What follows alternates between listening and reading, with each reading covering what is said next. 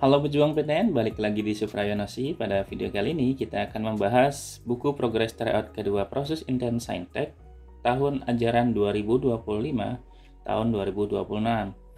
Dan yang akan kita bahas pada video kali ini yaitu pengetahuan kuantitatif. Tanpa berlama-lama, siapkan alat tulis dan buku catatan kalian. Kita langsung ke soal yang pertama. Oke, di nomor 1 diketahui garis G yaitu 2x min NY sama dengan 29 melalui titik 4,7 dan garis H tegak lurus terhadap garis G. Gradien garis H sama dengan berapa? Oke, untuk menyelesaikan soal ini berarti kita cari dulu nilai untuk Y-nya ya teman-teman ya. Karena di sini si garis tersebut melalui titik 4,7, otomatis kita bisa mensubstitusikan nilai 4,7 menjadi nilai X dan Y-nya. Jadi kita bisa tuliskan 4,7 itu sebagai X dan Y-nya ya. Sehingga kita substitusikan nilai dari 4 dan 7 tersebut di garis yang kita punya, yaitu di nomor 1 ya. Berarti 2X dikurangi 6 dikurangi NY sama dengan 29 kan. Maka kita ganti X-nya dengan 4. 2 dikali 4 dikurangi N dikali Y-nya itu 7 sama dengan 29. Kalau sudah kita hitung 2 kali 4 itu 8. Kemudian di sini berarti 7N ya. Sama dengan 29. Maka tinggal kita kurangi dengan 29. Jadi nanti 8 dikurangi 29 sama dengan 7N ya. Kita pindahkan. Jadi nanti N-nya akan sama dengan di sini negatif 21 dan 7N. Sehingga nilai N-nya sama dengan negatif 21 dibagi dengan 7, maka N-nya sama dengan negatif 3 teman-teman. Gitu.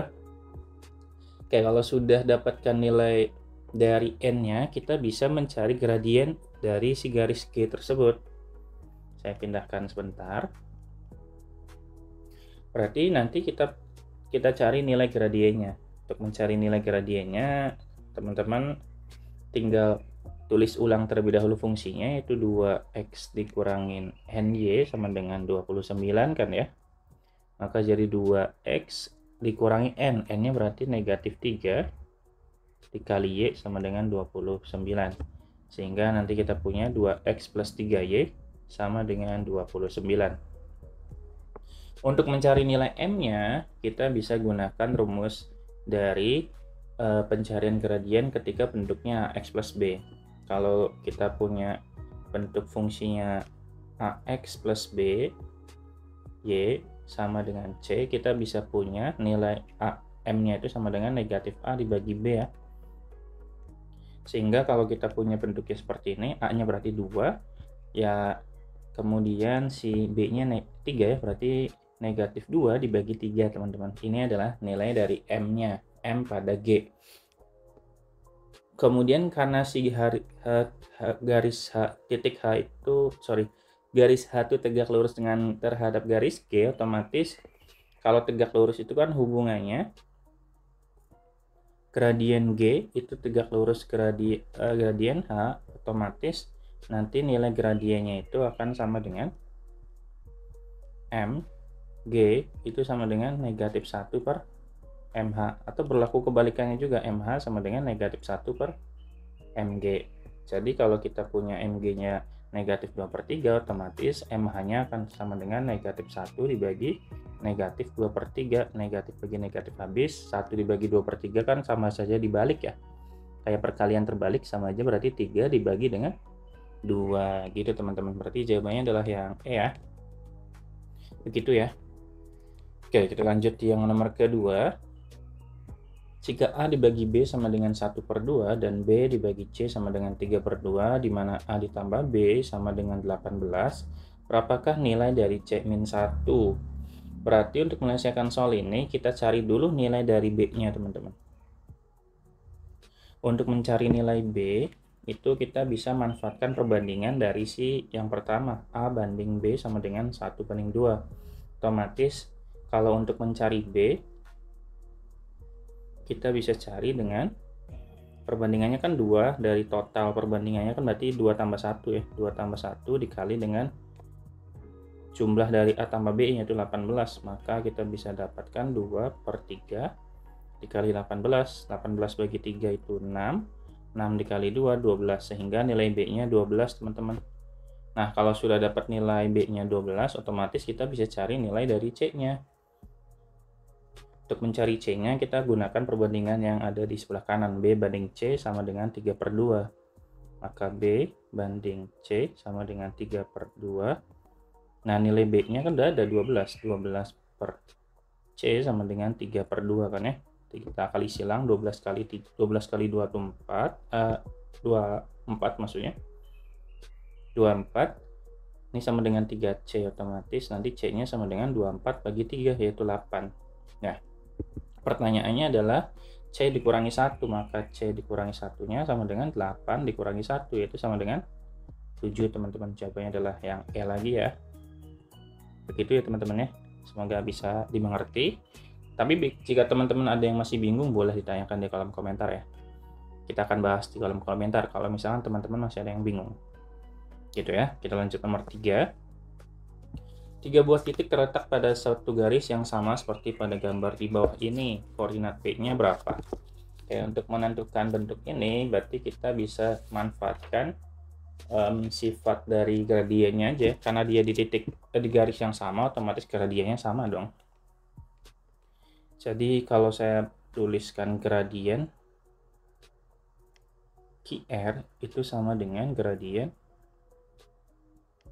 dari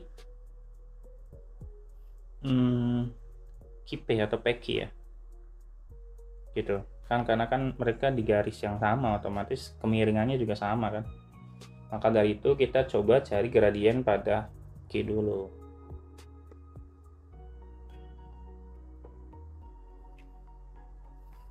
Sekarang cari gradien QR dulu ya. Kalau kita tengok dulu, Q itu ada di koordinat 0,-1 dan R-nya ada di 5B, B ya.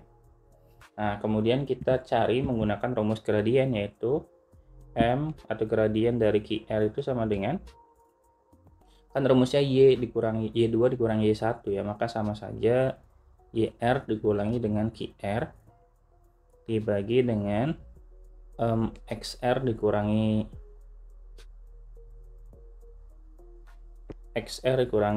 XQ ya.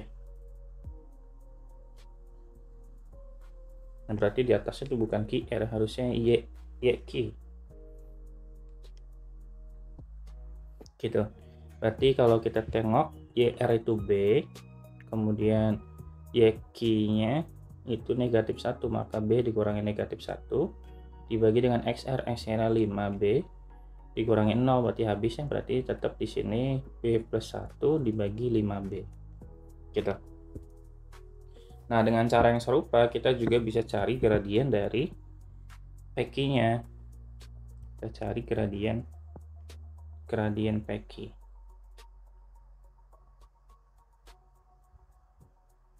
Oke, berarti kita tulis dulu koordinatnya biar nggak bingung ya. P-nya itu di -8B, -12B. Kemudian ini P. Kemudian Q-nya ada di 0,-1 lagi. Sehingga M dari PQ-nya itu sama dengan, langsung saja ya, berarti -1 dikurangi -12B dibagi 0 dikurangi -8B. Sehingga kita punya -1 ditambah 12B dibagi 8B. Gitu.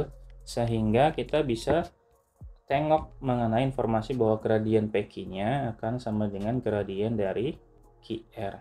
Ya sudah, berarti kita bisa samakan tuh. Berarti MQR sama dengan M dari PQ. Jadi B plus 1 maksudnya dibagi 5B sama dengan -1 tambah 12B dibagi 8B. Kalau kita lihat di bawah tuh sama-sama ada B ya, kita bisa langsung coret saja. Kemudian kita kali silang, 8 dikali B plus 1, 5 dikali -1 plus 12B.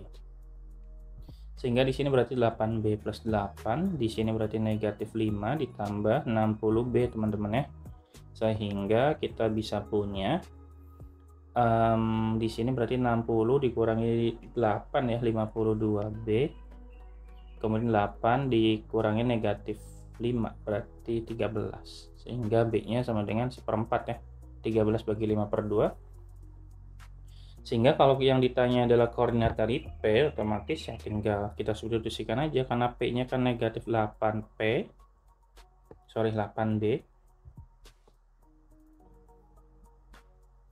Dan negatif 12B, otomatis kita ganti ya.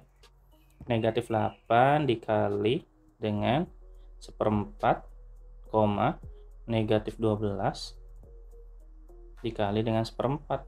Sehingga hasilnya adalah di negatif 2, negatif 3 ya teman-teman ya. Nah di sini nggak ada jawabannya, kenapa? Karena kayaknya ada salah tulis ya. Kenapa bisa saya klaim salah tulis? Karena kalau kita lihat titik P kan ada di sini nih ya. Titik P itu kalau dilihat dia ada kuadran 1, ini kan kuadran 1, ini kuadran 2, ini kuadran 3. Kalau kuadran 3 otomatis semuanya harus negatif tandanya ya. Sehingga titik P itu harusnya nilainya negatif, harusnya sih A jawabannya. Nah gitu. Jadi di nomor 3 nggak ada jawaban yang serupa karena titiknya harusnya negatif, sementara di opsinya itu tidak ada yang bernilai negatif. Gitu ya teman-teman ya. Kita lanjut nomor yang keempat. Oke, jika 2x tidak sama dengan y dan 5x tidak sama dengan 4, ya merupakan nilai dari soal di atas.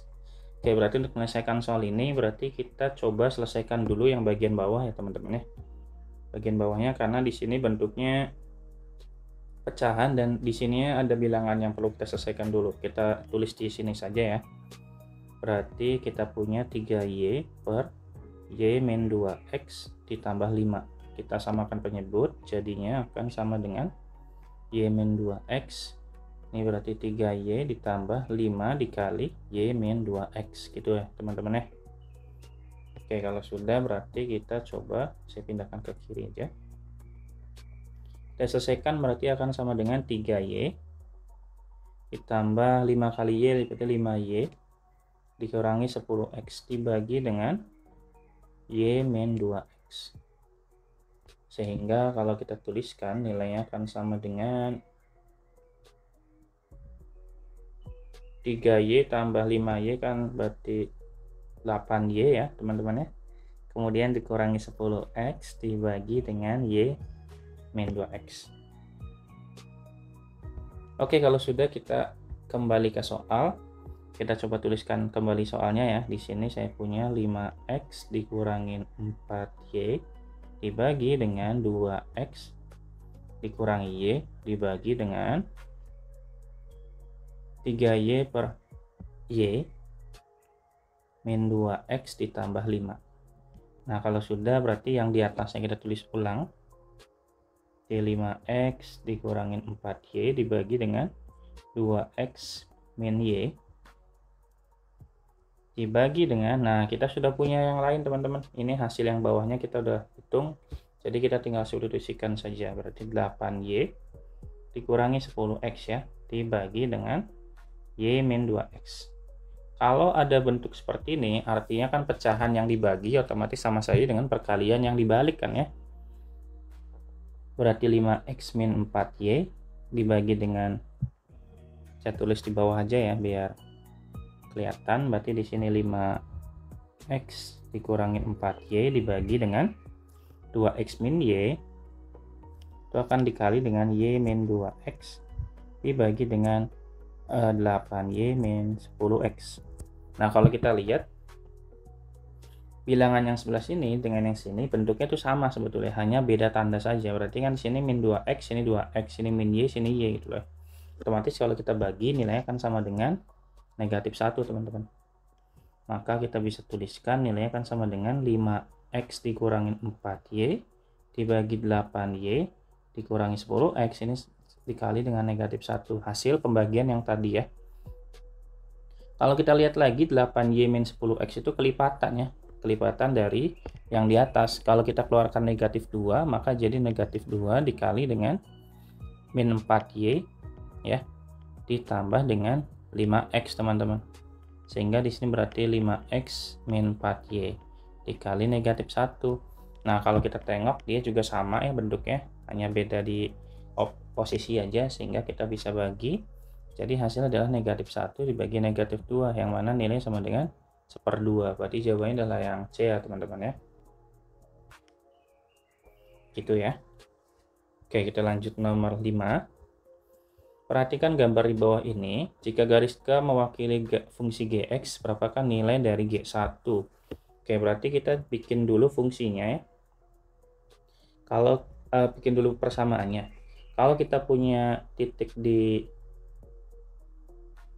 0,y dan x, 0 itu kita bisa ubah menjadi bentuk, ini jangan x deh, ini jadinya a aja, a dan b, ini jadi a, ini b. Ini kita bisa bentuk menjadi sebuah persamaan, yaitu ax plus by sama dengan ab teman-teman. Sehingga kalau kita lihat di sini kan di 0,4 dan di sini 2,0, sehingga kita bisa tuliskan menjadi 4x ditambah 2y sama dengan 4 kali 2, 8 ya. Sehingga ini adalah nilai dari G-nya. Kita bentuk menjadi 2 dalam bentuk Y, maka jadi 2Y sama dengan 8 dikurangi 4x ya. Kita bagi dengan 2, maka 8 dikurangi 4x dibagi dengan 2, maka Y-nya sama dengan 4 dikurangi 2x. Nah, ini adalah G-nya. Ya, sehingga kalau G1 maka tinggal kita ganti aja X-nya dengan 1, 4 kali 2 kurangi 2 dikali 1, maka nilai sama dengan 4 dikurangi 2, yaitu 2 ya teman-teman ya. Jawabannya adalah yang B. Gitu ya. Lanjut nomor 6. Pada suatu RT yang berpenduduk 100 orang diketahui perbandingan antara laki-laki dan perempuan adalah 3:2. Jika 20% laki-laki dan 25% perempuan adalah dewasa, berikut pernyataan yang benar adalah. Oke, berarti totalnya ada 100 ya. Kemudian laki-laki dan perempuan perbandingannya 3:2. Otomatis kita bisa langsung cari ya total laki-lakinya. Laki-laki berarti 3/5. 3/5 itu total dari total perbandingan, berarti 3/5 dikali dengan 100 bagi 5, 20 kali 3 berarti 60. Kemudian yang P-nya berarti di sini 2/5 dikali dengan 100 berarti 40 ya. Gitu. Oke, kalau sudah, kemudian 20%-nya adalah laki-laki dewasa, berarti 20% dari 60 adalah, saya singkat laki-laki dewasa ya, LD. Maka 60 dikali 6 kali 2, 12 ya, berarti 12 orang itu dewasa. Otomatis kalau 12 dewasa, berarti laki-laki anak-anaknya sebanyak 80% ya. Dari 60 sama dengan 48 anak-anak. Anak laki-laki. Kemudian kita bisa cari untuk yang perempuannya. Yang perempuannya berarti LP, perempuan PD, perempuan dewasa. Maka di sini kita bisa punya, disoalkan 25% yang dewasanya, maka 25% dari 40. 4 kali 25 10 ya, maka yang dewasa hanya 10 perempuan. Kemudian yang anak-anaknya ada berarti 75% dari 40, maka nilai sama dengan 30 anak-anak. Kemudian kita tinggal cek aja teman-teman. Pernyataan pertama, 48 penduduk merupakan anak laki-laki, berarti betul ya, di sini 48 anak laki-laki. Betul. Kemudian terdapat 22 penduduk dewasa, berarti ini ya, 10 tambah 12, otomatis betul juga. Kemudian 30 penduduk merupakan anak perempuan. Ini betul ya teman-teman ya. Kemudian terakhir adalah terdapat 78 penduduk anak-anak, berarti anak-anaknya tinggal kita jumlah 30 tambah 48, ya betul ya, 78. Sehingga informasi yang betul ada di keempat-empatnya, berarti jawabannya adalah yang E ya. Begitu teman-teman ya. Kita lanjut nomor berikutnya. Garis dengan persamaan mana saja yang memotong garis X plus 2Y sama dengan 8 dan 2X min 3Y sama dengan 2 tepat di satu titik. Oke, untuk menyelesaikan soal ini berarti coba kita eliminasi terlebih dahulu antara X plus 2Y sama dengan 8 dan 2X min 3Y sama dengan 2. Cari nilai X dan Y-nya, kemudian kita substitusikan ke fungsi-fungsi Y di pernyataan. Gitu ya, berarti kita eliminasi ya, langsung eliminasi dari X ditambah 2Y sama dengan 8 dan 2X dikurangi 3Y sama dengan 2. Kita samakan, kita mau hilangkan siapa ya? Hilangkan X dulu aja ya. Berarti atas kali 2, bawah kali 1. Sehingga hasilnya berarti 2X ditambah 2 kali 2 4Y. Ini ya, ini 2 kali X, 2 kali 2Y, 2 kali 8, berarti sama dengan 16. Kemudian yang di bawahnya tulis ulang karena dikali 1 kan nggak berubah. Ini sama dengan 2. Kita kurangi ya. Kalau kita kurangi berarti sini 4Y dikurangi 3Y berarti 7Y. Kemudian 6 dikurangi 2 sama dengan 14, sehingga Y-nya sama dengan 14 dibagi 2 sama 14 bagi 7. Hasilnya 2. Gitu ya. Hati-hati teman-temannya, jangan sampai kayak salah. Kayak saya kayak gini salah-salah begini ya. Nah, kalau sudah kita bisa cari nilai X ya. X tambah 2Y kan dari soal itu sama dengan 8. Kalau X Y-nya 2, maka 2 dikali 2 sama dengan 4, sama dengan 8. Otomatis X-nya sama dengan 8 dikurangin 4, yaitu X-nya sama dengan 4 teman-teman ya. Oke, kalau sudah berarti kita tinggal bisa uji coba ke setiap pernyataan. Berarti kita uji coba di pernyataan yang pertama. Katanya X dikurangi Y sama dengan 1, maka tinggal kita hitung. X-nya 4 dikurangi 2, maka ini 2. Salah ya berarti ya. Kemudian di pernyataan yang kedua, 2X ditambah 4Y berarti 2X tambah 4Y. Itu 2 dikali 4 dikurangi 4 kali 2 ya. Ini berarti berapa ini? 8 dikurangi 8 kurangi 8 ya 0 ya. Kok dikurangi ditambah. Berarti hasilnya 16. Ini 8 tambah 8. Berarti hasilnya 16. Kemudian yang ketiga, 3X dikurangi Y dikurangi 1 sama dengan 0. Maka 3 dikali 4 dikurangi Y-nya 2 ya. Kurangi Y dikurangi 1. Ini 12 kurangi 2 kurangi 1 ya nggak 0 teman-teman ya. Ini salah.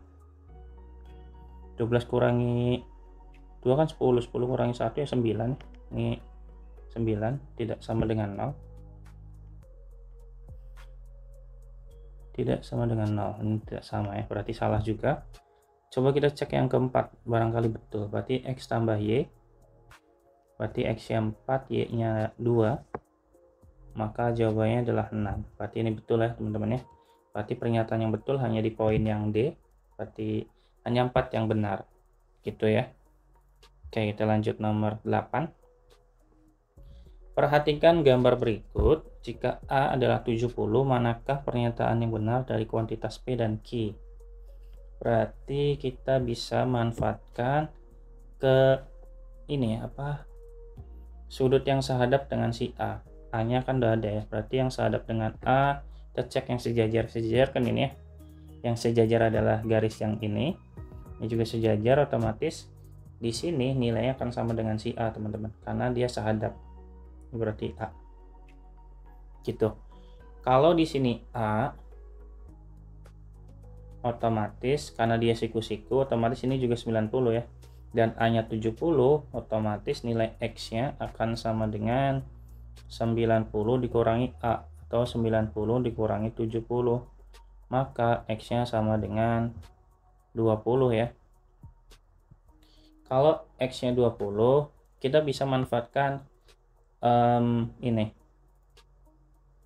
dari sifat pelurus, sudut pelurus. Ini kan 180 ya. Berarti kalau di sini nya A atau 70, otomatis di sininya sama dengan 110 ya. Karena kan 180, berarti di sini 110. Gitu. Dan sudut yang ada di sini dengan yang di sini itu pasti nilainya sama karena dia sama kaki tuh. Berarti 180 dikurangi 110 dibagi dengan 2. Ini nilai dari yang ada di sini. Berarti berapa? 180 kurang 110, 70. 70 dibagi 2 berarti 35 ya teman-teman ya. Sehingga kalau kita tengok nilai C-nya ada di sini nih. Nilai Y-nya ada di sini. Kan dia di sini kalau ini dan ini kan adalah sudut yang bertolak belakang. Kalau bertolak belakang nilainya pasti sama. Berarti ini adalah nilai Y juga. Sehingga X tambah Y-nya ya berarti sama dengan 20 ditambah 35. Berarti sama dengan 55 teman-teman. Berarti X dan Y-nya di sini kan P-nya 55 yang kita hitung, Q-nya 55 juga, maka nilainya sama ya. P dan Q sama. Berarti jawabannya adalah yang C. Seperti itu. Kita lanjut nomor yang 9. Diketahui fungsi linear fx sama dengan mx plus c. Berapakah nilai dari f1? Yang pertama, jika fx min 3-nya sama dengan fx plus 1. Kemudian yang kedua, F5 sama dengan 2 kali F3. Oke, berarti kalau untuk penyelesaian soal ini, kita cek terlebih dahulu untuk fungsinya ya. Kita tulis di sini dulu deh. Kan Fx sama dengan Mx ditambah C. Kemudian kita bisa langsung operasikan pernyataan yang pertama dulu. Pernyataan pertama itu katanya Fx min 3 sama dengan Fx ditambah 1. Maka kalau kita coba substitusikan nilai dari fx min 3-nya, jadi kita akan punya ke dalam fungsinya ya, berarti fx min 3 itu sama dengan m dikali x min 3 tambah c. Maka di sini berarti fx min 3-nya itu mx dikurangi 3m ditambah c ya. Kemudian kita juga punya fx plus 1-nya yang sini ya, maka coba kita bandingkan. Maka jadi mx min 3m itu sama dengan fx plus 1. Fx itu mx plus c. Yang sini berarti mx min, ini harusnya ada c nya ya, kurang lengkap, geser sedikit, plus c. Mx min 3m plus C, berarti C-nya sama ya. Karena sama-sama C, kita bisa langsung kurangi aja. Kemudian kita bisa kumpulkan ya, berarti di sini MX